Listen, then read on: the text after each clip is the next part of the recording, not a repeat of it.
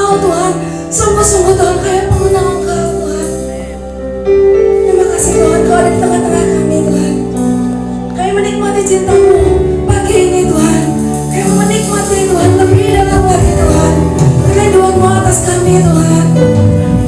Keinginan-Mu Tuhan untuk bersama-sama dengan kami. Terima kasih Tuhan, ini hati kami Tuhan. Kami janji kami mau memberi yang terbaik buat Engkau Tuhan. Di dalam nama Yesus kami mengurapi setiap kami. Berbicaralah Tuhan, sampaikan semua isi hati-Mu. Di dalam nama Yesus semua sama-sama katakan amin. Katakan dulu. Sebelum dengar firman kita tepuk tangan dulu buat Tuhan Yesus yuk.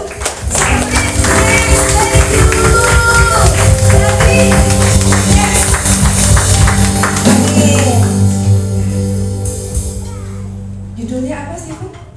Judulnya? Ya, puji Tuhan nih. Ada siapa ya? Ada yang baru ya di sini ya. Saya mau sapa Ibu Novi. Tepuk tangan buat Ibu Novi. Selamat datang. Kayak undang di tempat ini ya, undang Bu Novi. Terima kasih puji Tuhan. Allah itu baik ya. Ya, judulnya Who is Jesus for you? Jadi siapakah Yesus buat kamu ya? Dan pertanyaan ini pernah Tuhan tanyakan loh ke murid-muridnya ya. Tuhan tanya, menurut mereka siapakah aku ini? Gitu ya. Dan muridnya bilang, oh Tuhan menurut mereka itu engkau mungkin nabi, engkau mungkin guru gitu ya. Tapi Tuhan tanya, kalau menurut kamu siapa aku ini? Bapak Ibu adik-adik bayangkan, kalau pagi ini Tuhan ada di depan kalian, di depan setiap kalian dan tanya. Kalau Tuhan tanya William, menurut engkau siapakah aku ini? Tuhan tanya gitu. Akan jawab apa? Mungkin kita bilang, oh engkau itu guru, aku harus dengar pengajaran-pengajaranmu. Engkau itu nabi, engkau itu Tuhan. Tapi aku gak terlalu kenal sih Tuhan yang misterius. Mungkin gitu ya. Kita gak perlu malu kalau kita bilang Tuhan, menurut aku engkau itu Tuhan. Tapi aku belum kenal Tuhan sebetulnya. Sebetulnya aku gak tahu engkau lagi ngomongnya kayak gimana. Aku mau lebih kenal engkau. Itu juga gak apa-apa ya. Atau mungkin Bapak Ibu adik-adik mau bilang ketika Tuhan tanya, mungkin kalian bilang, oh engkau itu kekasih jiwaku, engkau itu sahabatku. Amin. Kalau gak ketemu engkau, aku gak bisa banget memulai hari ini Tuhan. Ada yang gitu? Ya. Jadi ada macam-macam ya. Kita gak usah malu, kita jujur sama Tuhan. Buat kita Tuhan itu siapa ya? Udah jalan? Udah bisa? Oke. Bahkan Ayub, di kitab Ayub dikatakan Ayub yang begitu kaya, berkelimpahan, iblis aja, setan aja gini sama Ayub, betul? Ya. Bahkan Ayub aja bilang gini loh. Ayub bilang gini, Tuhan, cuma dari kata orang aja aku kenal Engkau, tapi sekarang aku kenal Engkau dengan mataku sendiri. Justru kadang-kadang kita kenal Tuhan bukan di tengah kelimpahan, bukan di tengah berkat, kadang-kadang enggak. Kadang-kadang di tengah luka, di tengah kesakitan, di tengah kesusahan, kita kenal Engkau, betul? Dan Ayub bilang gitu. Saya mau cerita bahwa papi saya, ya, Mami langsung deg-degan nih, si papi disebut-sebut ya. Papi itu, waktu kecil kami ngarepin banget papi ke gereja ya. Jadi kita semua sama-sama ke gereja itu kayaknya asik banget ya waktu kita kecil. Tapi papi selalu jawab gini, tunggu ya, sampai papi punya rumah 6. Buat kalian semua, tuh Mami ketawa. Betul ya. Papi pengen punya rumah 6 buat kalian semua. Papi pengen kasih warisan buat setiap kalian, rumah satu-satu. Baru papi mau ke gereja. Papi itu orangnya tanggung jawab banget. Dia bekerja keras. Dan betul, dia kerjain semuanya ya. Dia sering tinggal di keluarga demi dia bekerja. Dia beli rumah pertama, dia beli rumah kedua, dia beli mobil antik dan sebagainya. Tapi satu titik, justru bangkrut, makin lama makin habis ya. Bahkan dari Bandung rumah dijual, pindah keluar kota. Di sana ngebon bawang, bawangnya gede-gede, gede banget ya. Bawangnya gede banget, cabainya juga gede. Tapi setiap kali panen, itu semua yang besar itu ya, setiap kali panen harga anjlok. Dan terakhir ketika panen tenggelam itu semua gitu. Gitu. Dan ternyata papi mengenal Tuhan berjaya, bukan ketika rumah ke-6 itu ada, tapi justru ketika semuanya habis, di titik papi butuh banget pertolongan, dan papi lihat, ada Tuhan yang tolong kita, ada Tuhan yang tolong papi. Tangan buat Tuhan Yesus, yes. Dan pagi ini saya mau bilang, Tuhan kangen banget sama Bapak Ibu adik-adik di tempat ini. Ya. Beberapa kali saya diminta khotbah di sini dan saya nggak bisa siapin yang lain selain apa sih yang Tuhan Yesus lakukan buat kita. Seberapa sih kebaikan Tuhan dan seberapa inginnya Tuhan dekat dengan kita. Amin. Ya. Karena itu sebelum dijawab pertanyaan ini, yuk kita renungkan dulu. Seperti apa sih kita buat Yesus? Betul? Karena sejauh seperti apa kita buat seseorang atau seseorang buat kita, sejauh itu kita mau bertindak. Betul? Betul ya? Ya. Misalnya anak kita yang sakit, orang tua kita yang sakit, nah, kita mau bahkan korbanin nyawa gitu kan. Kita mau kasih apa aja. Seberapa? Jadi penting banget untuk kita tahu seberapa sih kita berharga buat Tuhan Yesus dan seberapa sih sebetulnya siapa Yesus buat kita. Itu juga penting buat kita tahu supaya kita mau bertindak sejauh mana. Amin.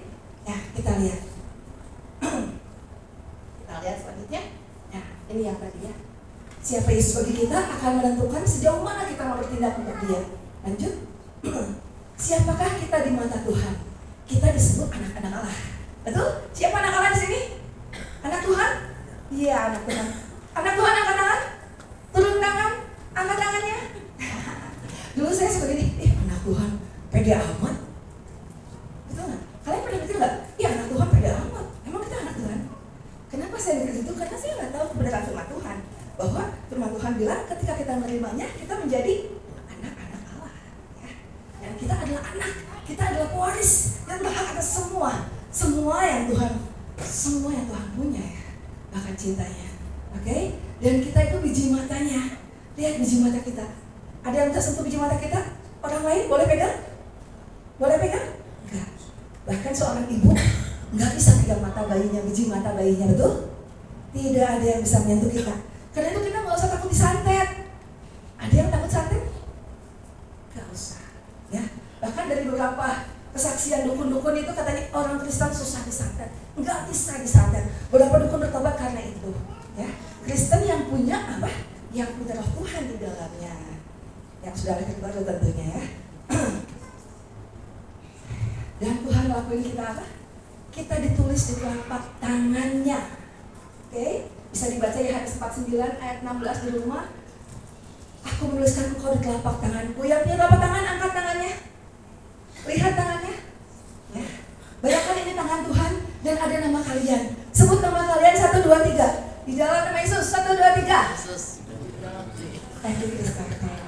Ada nama kalian di sini. Ini mudah untuk mengingat ya. Saya buktiin. Waktu anak saya yang pertama, Ngacung anak pertama, Samuel, itu dia ya. Anak saya yang pertama umurnya 1,5 tahun. Masih bayi kecil banget ya. Nah, saya iseng banget. Saya tulis tangan di sini A. 1,5 tahun. Ini A ya Samuel, ini A di telapak tangan saya. Oke, saya tangan satunya. Saya tulis A. Ini A ya Samuel. Ini apa Sam? A. Oke. A mana Sam? A mana? A. Gitu ya. Dan saya sepanjang hari nunjukin A. Waktu saya bawa saya ke toko A. Satu hari itu saya udah tahu A. Betul? Besokannya B. Mudah sekali. Bapak Ibu yang punya anak 1,5 tahun mulai dilatih. 1,5 tahun bisa aja A sampai Z. Saya buktikan ketiga-tiganya ya. Dan suatu hari saya di toko, saya punya toko mainan. Ada ibu-ibu, dia berjabat, punya anak 4 tahun, dia cari mainan. Dan karena saya tunjukin mainan abjad. Ini bu, mainan abjad. Dan si ibu pejabat ini bilang, enggak lah, masa anak 4 tahun dikasih begituan? Mana bisa, baca-baca.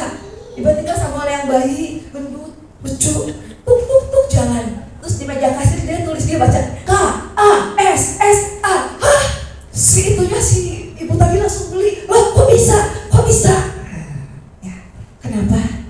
Aku menuliskan engkau di telapak tanganku, Tuhan bilang. Gak akan pernah lupa. Kita kehabisan beras, Tuhan tahu. Betul? Tuhan biji mata. Kita biji matanya Tuhan. Tuhan tulis kok di telapak tangan. Tuhan tahu banget. Ya, kalaupun ada sesuatu yang terjadi dengan kita, itu semua seizin Tuhan. Amin. Dan dikatakan lagi apa nih? buah bungaran milik kepunyaannya. Karena waktunya kata Ibu Gembala, sekarang waktunya bukan sejam, 45 menit. Stephen kasih tahu kalau udah 40 menit ya. Ya. Jadi kita nanti boleh baca di rumah Yeremia 2 ayat 3. Dikatakan engkau adalah buah, engkau bagai buah bungaran dari hasil tanahku. Siapa yang memakannya menjadi bersalah. Amin. Kita buah bungarannya Tuhan. Buah bungaran itu hasil panen pertama. Bahkan pencuri aja tahu. Ya, zaman dulu pencuri tahu, jangan nyuri buah bungaran. Hasil panen pertama, cilaka, malapetaka, betul? Ya, jangan. Jadi kalau petani nanam, itu hasil panen pertama zaman dulu dikasih semua sama Tuhan. Ini Tuhan buah bungaran Tuhan. Ini hasil panen pertama Tuhan. Itu milik Tuhan. Ya, pencuri nggak akan mau. Dan kita itu Tuhan bilang, kamu itu Stephen, kamu itu buah bungaranku, Tuhan bilang. Ya, siapa yang memakannya menjadi bersalah. Yang gosipin Stephen, gosipin kita, jadi apa? Jadi salah. Yang makan kita, kepek men, aduh cilaka. Yang dimakan buah bungaran, gawat ya. Terjadi bersalah, malah petaka menimpa dia. Ya, jadi tenang, kita itu jalan tenang, aman kemana aja. Ya, kalau saya mau cerita bisa lebih dari 40 menit. Gimana kerusuhan 98, saya di tengah-tengah pusat di depan gedung MPR DPR situ, selamatkan dengan ajaib. Gimana kerusuhan Pekalongan, rumah dilemparin batu, saya PI di situ, saya kerinjilan di sana. Ya, aman, kita buah bungaran Tuhan, amin. Kita jalan, gak akan ada apa-apa. Kadang kita takut sama apa-apa, betul? Orang tua nih, jangan malam-malam, nanti ada apa-apa. Jangan makan di pintu, nanti ada apa-apa. Udah maghrib, masuk, takut ada apa-apa. Emangnya apa-apa itu apa? Apa tuh? Apa lihat? Ya, kita kadang takut ya, apa-apa karena dengan nenek moyang. Awas, ada apa-apa. Ya, tapi sekarang kita tahu kita nggak usah takut sama apa-apa. Amin. Ya. Dan siapakah kita di mata Tuhan? Dikatakan kita ini buatan Allah, diciptakan dalam Kristus Yesus untuk melakukan pekerjaan baik yang telah disiapkan Allah sebelumnya. Jadi waktu kita dibikin tuh gitu jadi. Ada pekerjaan baik yang disiapkan buat kita, ya, yang Tuhan udah siapin. Jadi kalau kita milih jodoh, tanya sama Tuhan, Tuhan udah siapin jodoh saya siapa? Tuh. Karena kita cuma perlu satu, nggak perlu banyak-banyak. Kalau kita mau pindah kota, ada tawaran di Jakarta, tawaran di Papua, tawaran di mana? Tanya, Tuhan siapin yang mana buat saya? Betul? Karena kita itu diciptakan melakukan pekerjaan baik yang telah dipersiapkan Allah sebelumnya, dan Ia mau kita hidup di dalamnya. Itu ayatnya. Ya. Amin. Lanjut. Sekarang, apa sih yang Tuhan sudah lakukan untuk kita? Ya. Tuhan itu jatuh cinta kepada debu ciptaannya sendiri. Betul? Tuhan itu jatuh cinta banget sama kita. Kita yang suka nggak ngeh. Jadi karena Tuhan jatuh cinta, wajar banget Tuhan mau lakukan semua itu. Lihat Tuhan lakuin ini. Yesus memberikan nyawanya menurut kehendaknya. Tuhan bilang, bukan karena Bapak suruh, tapi aku sendiri emang pengen kasih nyawaku buat selamatin kalian. Amin.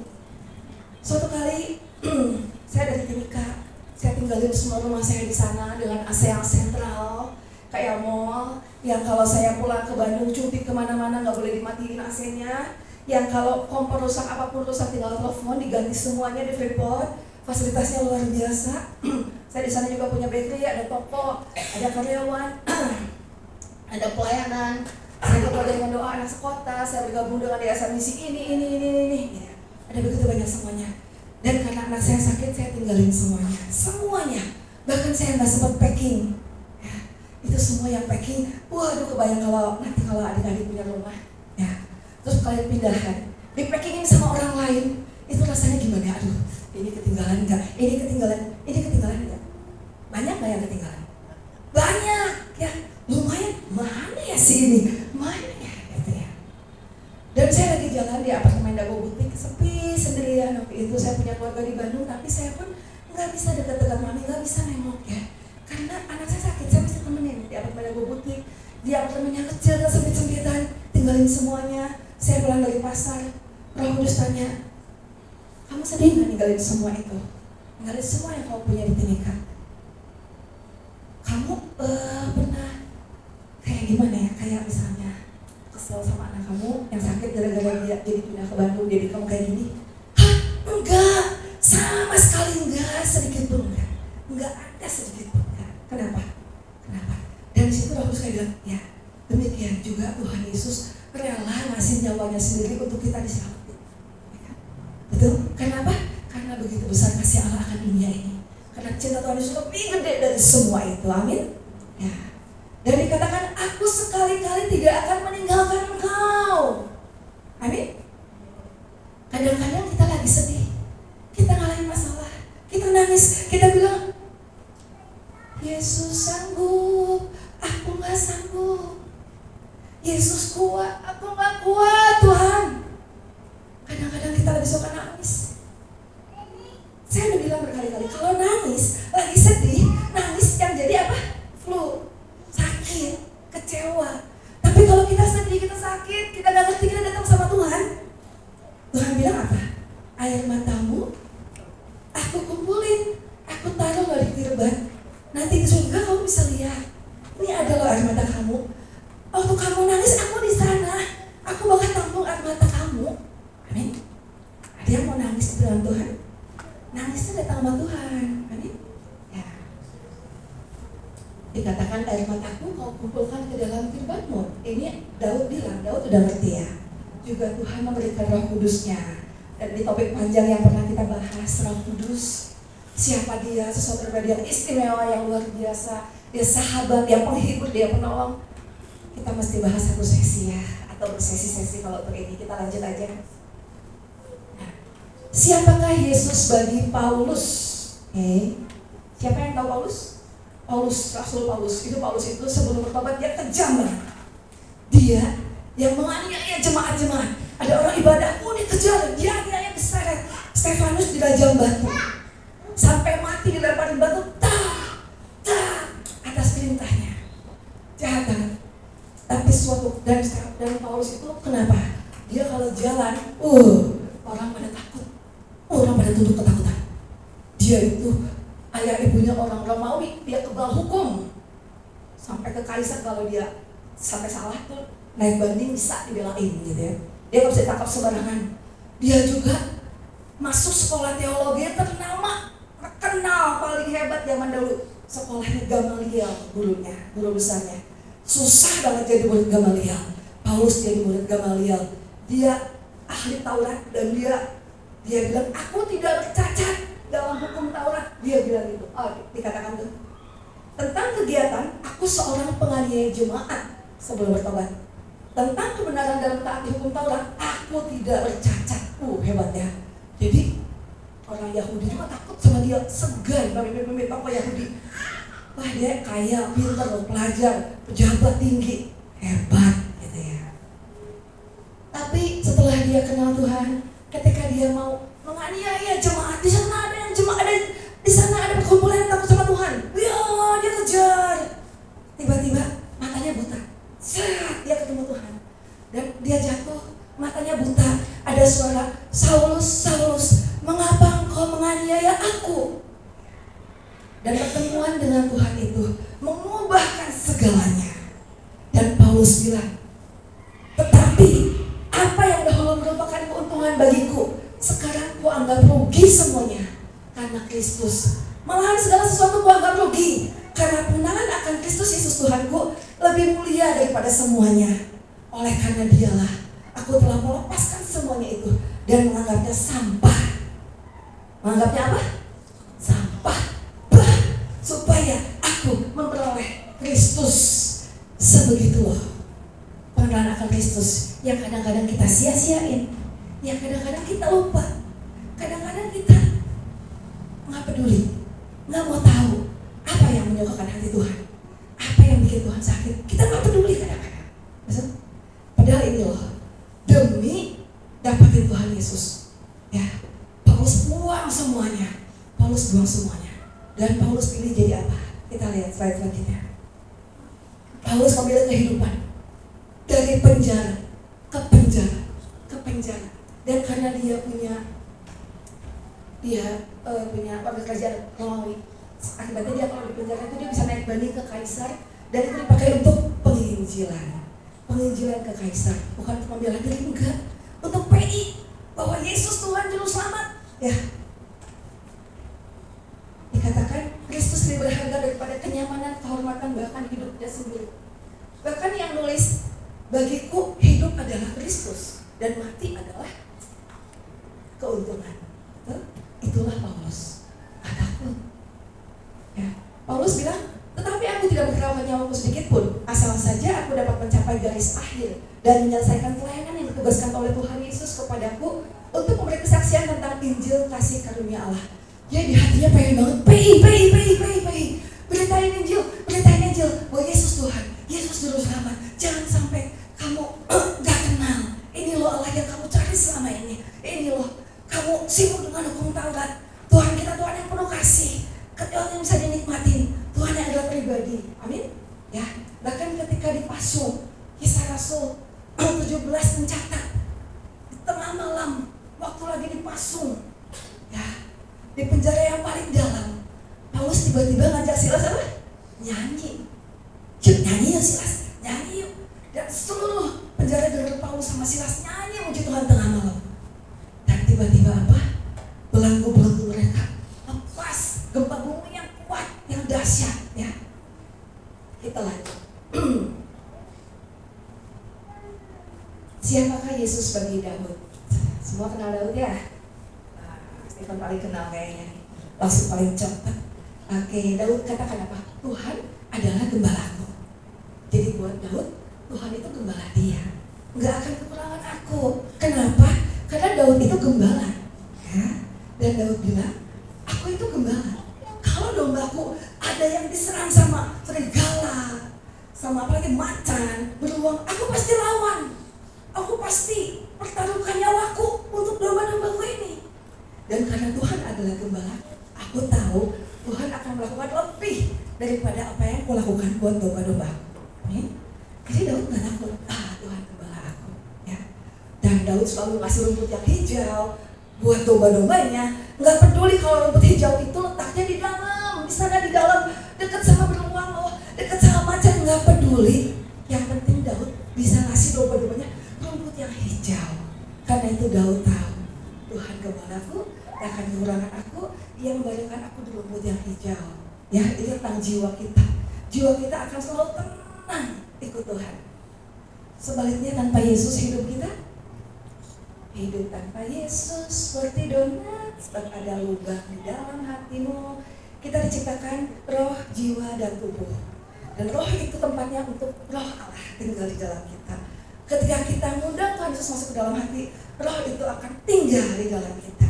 Sehingga kita gak kosong, kita gak hampa, kita punya Roh Kudus di dalam hati. Amin. Ya. Dan dikatakan, siapakah Yesus bagi Daud? Sekalipun ayahku dan ibuku meninggalkan aku, namun Tuhan menyambut aku. Jadi buat Daud, Tuhan itu kayak bapak ibunya. Sekalipun bapak ibunya ninggalin dia, tapi buat Daud punya Tuhan yang bisa menggantikan itu semua. Amin. Bahkan kalau pasti bapak ibu adik-adik pasti ingat ya, ketika Nabi Samuel mau mengurapi Isai, bapaknya Daud, ditanya, Isai, saya mau mengurapi, ada salah satu anak kalian akan diurapi jadi raja. Keren banget. Dan semua anaknya pakai baju yang terbaik, pakai jas, makanan pesta. Samuel tinggal tuang semuanya. Abinadab, keren jalan, gitu. Cakep, tinggi, gagah. Kata Samuel, ini kan Tuhan. Dan Tuhan bilang, jangan lihat perawakannya elok, aku telah menolak dia. Yang kedua, Syama, gagah semuanya. Sampai semuanya, gak ada Tuhan bilang bukan. Samuel kaget, loh, udah ini semua kan udah siap ada di sini. Pakai baju pesta, makanan pesta.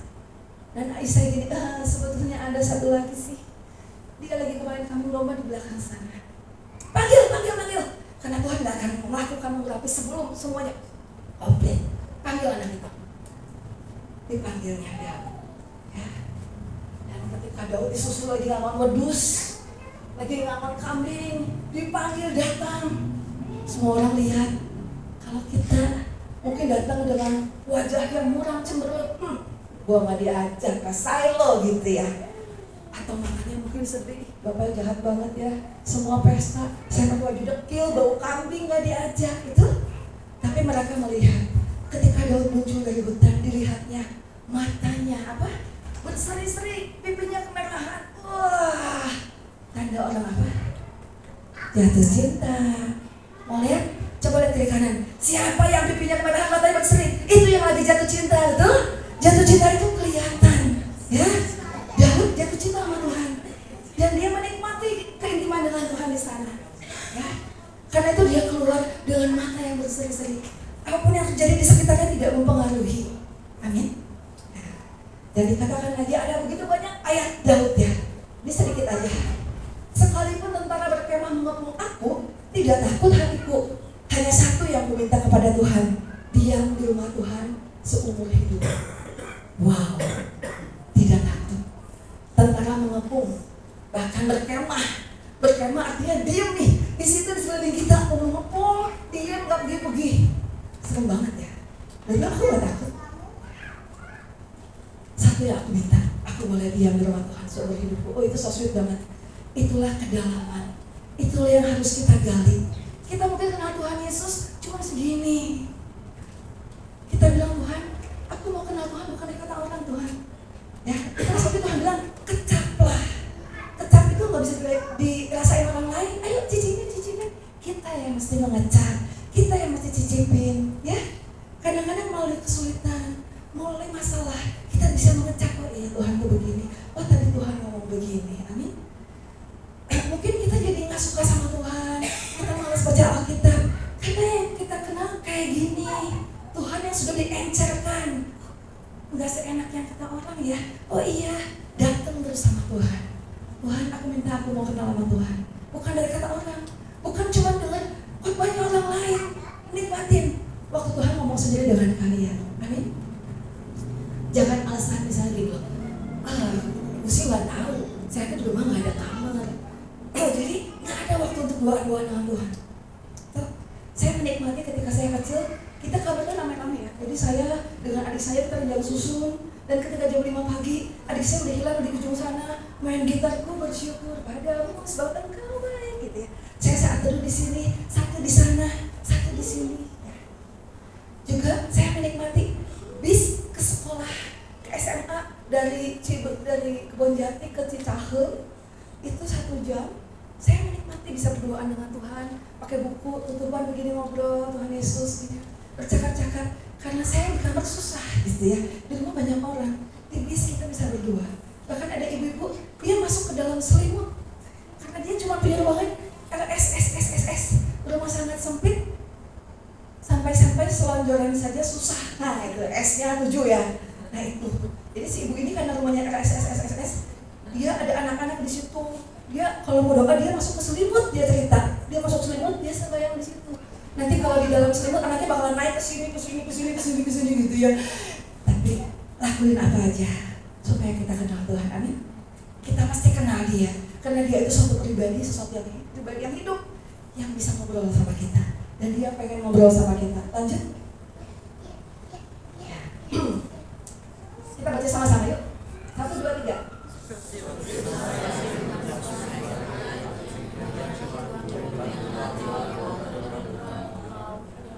Baca sekali lagi. 1, 2, 3.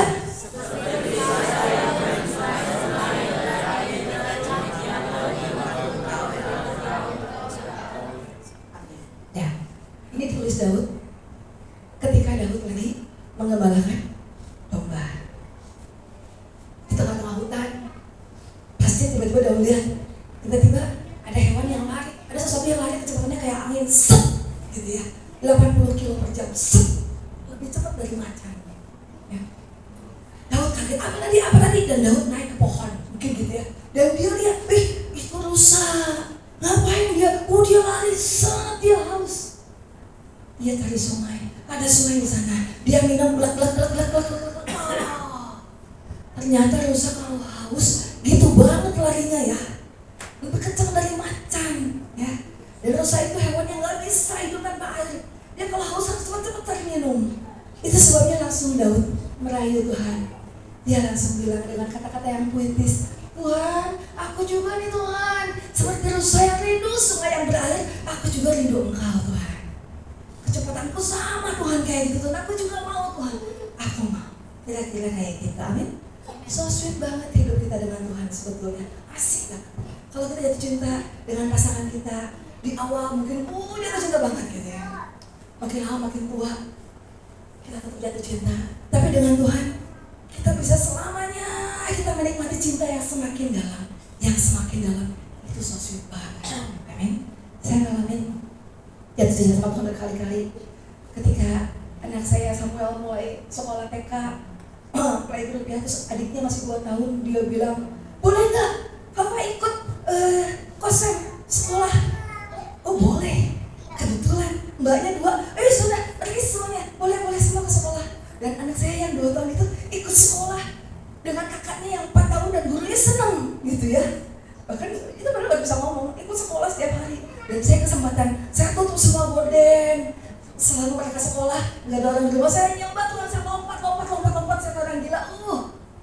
Asik banget, asik banget ya. Jatuh cinta sama Tuhan itu enak banget ya. Tuhan itu bukan, yang kita sembah itu bukan agama, bukan pengetahuan, bukan apa-apa, itu pribadi yang kita bisa berkomunikasi, bisa nikmatin, asik banget. Dan berkat setelah itu jangan ditanya, jangan ditanya ya, jangan ditanya. Karena setelah itu saya dapat A, B, C, D, E, F, G, HIJK, LMNOP. Praktekin aja, cobain aja, oke? Jadi kerinduan Daud itu nggak pasif, dia emang kejar Tuhan. Cobain pagi-pagi, datang sama Tuhan. Ya, cobain saya tempat sendirian. Tuhan itu Tuhan yang private. Dia bilang kalau kamu puasa, minyaki ya kepalamu, supaya jangan ada yang lihat. Kenapa? Tuhan itu Tuhan yang private, yang intim, yang so sweet banget. Dia pengen kalau kamu lakuin itu, kamu lakuin karena aku. Kamu bukan lakuin karena dilihat orang lain. Kalau kamu pengen lihat orang lain itu udah gak ada lainnya buat aku. Betul? Betul, karena itulah cinta. Betul? Itu sebabnya aku gak layak cemburu. Namaku adalah cemburuan. Wah, ya. Dan kalau kamu doa, masuk dalam kamar tutup. Kalau kamu ngasih, tangan kanan jangan tahu, tangan kiri jangan kasih tahu tangan kanan. Segitunya loh Tuhan kita. Pengen keintiman, pengen private. Amin? Ya. Oke, lanjut. Nah, itulah orang-orang yang kenal Tuhan, yang jatuh cinta sama Tuhan. Dia bisa korbanin apapun, termasuk nyawanya.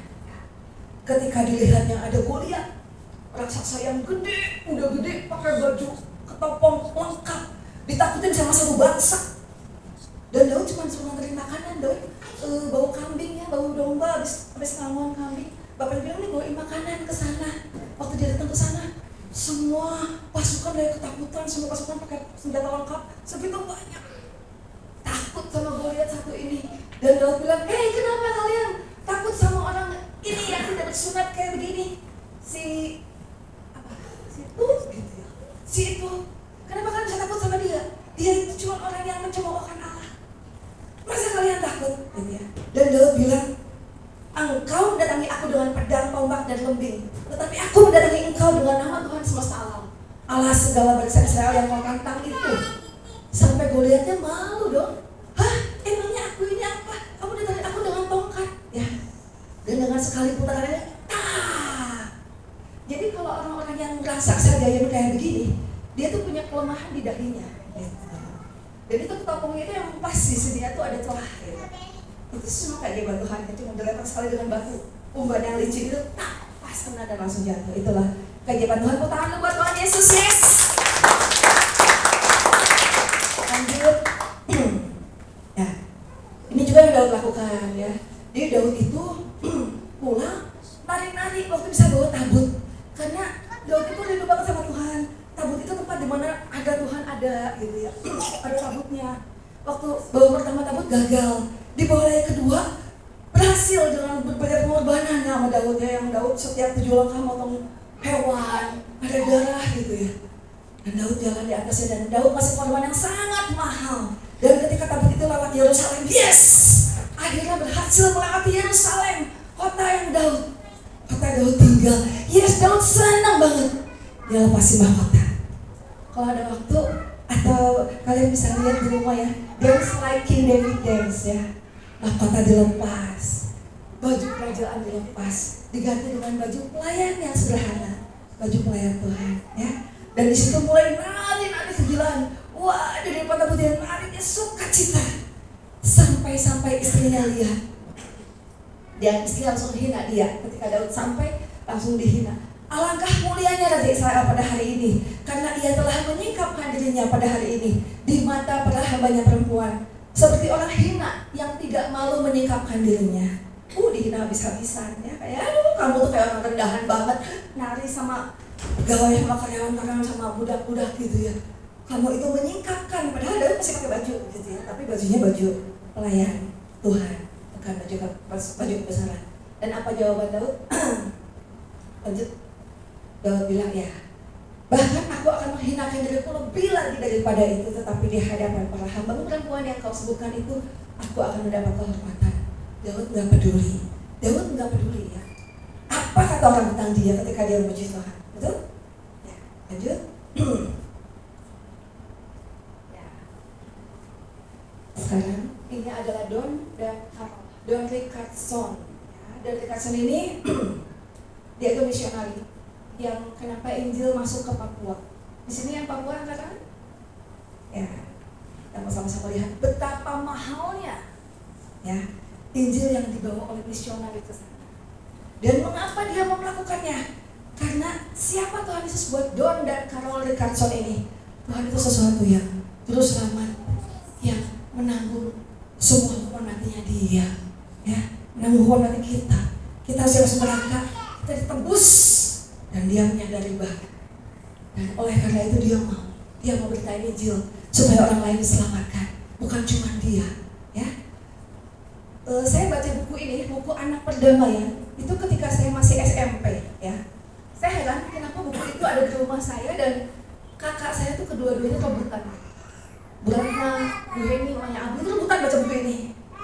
Saya nunggu bukunya selesai digeletakin, kan masih SMP, saya nggak tahu apa buku itu apa. Ternyata buku ini adalah buku Anak Perdamaian. Kisah tentang bagaimana misionari awalnya membawa Injil masuk ke suku Ngawi. Suku Ngawi adalah suku di Papua Nugini yang kanibal. Ya. Kepala-kepala orang tuh banyak di situ dipajang. Ya, habis dimakan. Kanibal, brutal, senang perang suku. Dan mereka menjunjung tinggi. Ya, kalau Indonesia menjunjung tinggi Pancasila. Kalau mereka menjunjung tinggi pengkhianatan. Buat mereka yang bisa berkhianat itu hebat, karena mereka perang suku setiap hari, ya. Kerjaannya perang suku. Dan Don dan Carol ini lagi hamil istrinya, orang bule asal Kanada. Mereka masuk dengan pesawat misi, terus menyusuri rawa dengan kano perahu kecil. Kebayang ya, saya pernah ada di pedalaman Papua yang enggak seperti itu ya, masih lumayan lah. Sekalipun di kanan ada buaya, waktu saya naik perahu dan perahunya lumayan gede lah ya. Gak ada Johnson, terus teman saya lagi ada buaya lewat, kita diam dulu gitu ya. Terus kita lihat ada ada kail yang sudah berdarah, mungkin si yang mancingnya mungkin udah dimakan buaya gitu ya. Nah, apalagi mereka di zaman itu menyusuri rawa dengan kano untuk sampai gitu ya. Jadi pakai pesawat sampai kedalaman, terus harus ngerawa menyusuri dengan kano. Dan di sana langsung begitu sampai itu mau ditombak sama semuanya. Ini siapa gitu ya. Dan lebih celaka lagi, mereka tidak punya bahasa tertulis. Apa yang bisa dipelajari? Misalnya apa ya? Bahasa ini misalnya susah banget karena nggak ada yang tertulis. Gimana pelajarinya? Betul-betul lisan diikutin susah banget buat mereka. Juga malaria kayak wabah. Gila-gilaan. Jangan sebelum ada obat malaria itu, kalau sakit malaria itu bisa gila tuh. Yang sakit malaria bisa gila, bisa lari ke api, bisa nyebur bisa kesolokan ya, bisa mati di jalan-jalan. Itu sakit malaria. Zaman dulu itu mengerikan sekali. Dan itu semua dihadapin sama Don dan Carol. Tapi kadang-kadang gak mudah. Mereka mau PI, gak bisa bahasanya, ditolak duluan. Anaknya lahir, anaknya malaria duluan. Anaknya sakit malaria. Juga anaknya gak bisa sekolah. Dan mereka ngobatin orang-orang yang perang suku, istrinya itu ngobatin gitu. Betapa mahalnya. Dan ketika akhirnya Don bisa ngerti, yes, oh ini Yesus, oh ini salib, oh ini penebusan.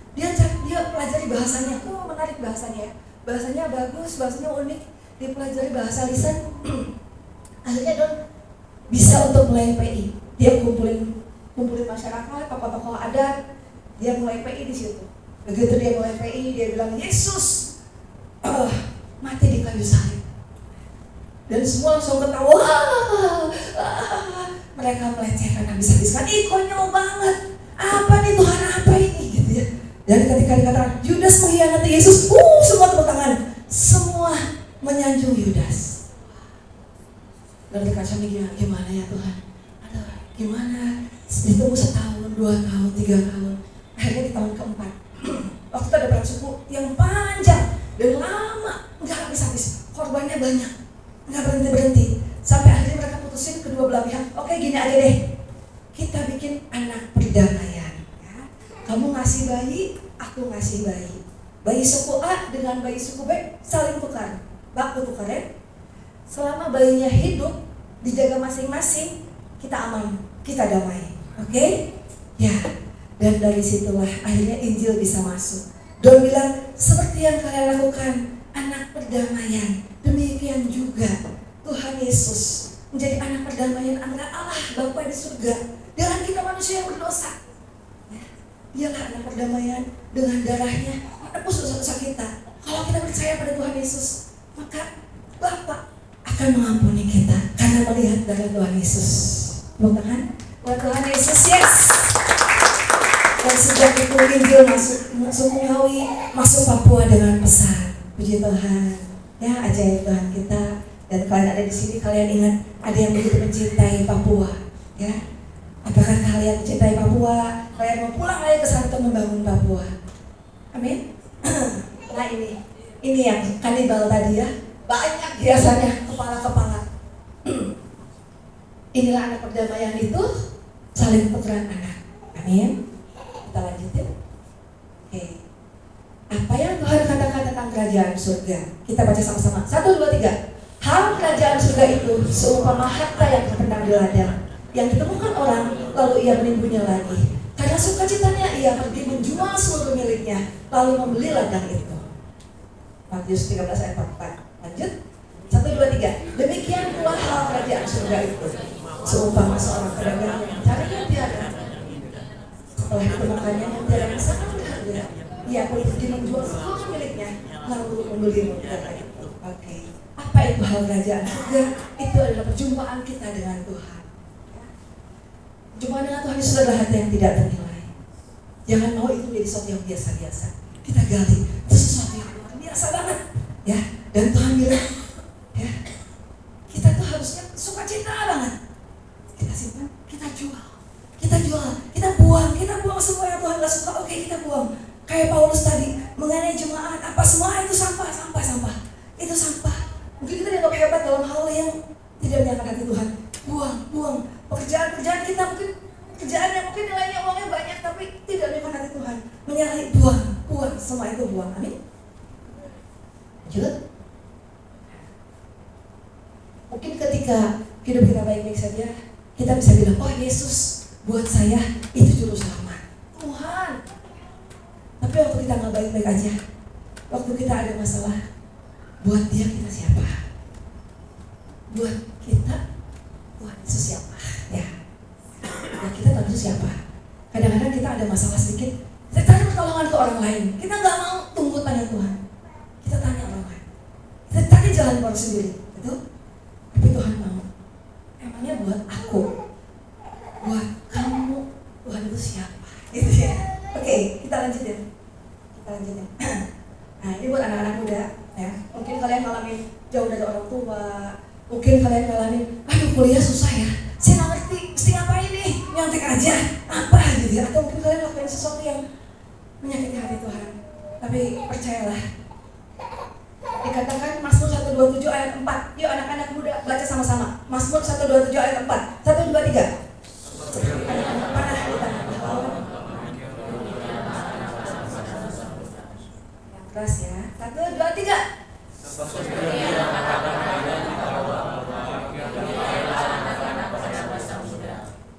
Udah apa? Jangan lihat. 1, 2, 3. masa muda. Ya. Tuhan sendiri yang bilang loh, kalian itu anak-anak panah. Anak panah itu harus diapain dulu sebelum disimpan di tabungnya Tuhan? Diasah sampai tajam.